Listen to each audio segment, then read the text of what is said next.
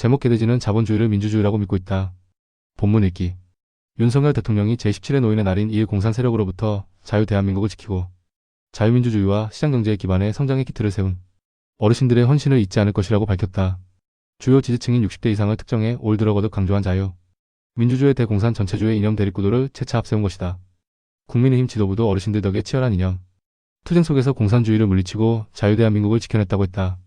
윤 대통령은 이날 사회관계망 서비스 SNS에 올린 글에서 우리가 오늘 누리는 자유와 번영은 어르신들의 피와 땀 덕분이라며 이같이 말했다.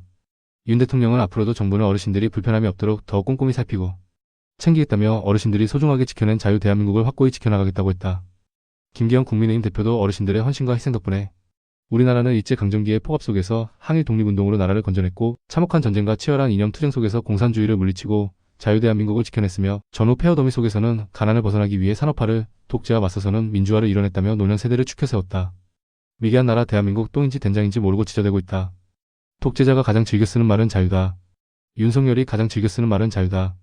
자유대한민국과 공산주의 세력이라고 거들먹거리며 지저댄다.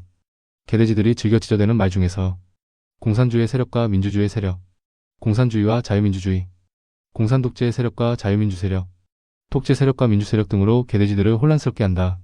아무튼 개반도에서 사는 개돼지들은 민주주의를 자유라고 알고 있고 민주주의를 자본주의로 확증하고 있다. 공산주의와 자본주의라는 말이 맞는 표현인데 공산주의 세력과 민주주의 세력이라고 한다. 공산주의는 독재이고 자본주의는 자유다라고 세뇌되어 있다. 그래서 항상 앞에 수식어가 자유대한민국이라고 명명한다. 공산독재 세력과 맞서 한국인은 자유민주주의를 지켜냈다고 지적된다.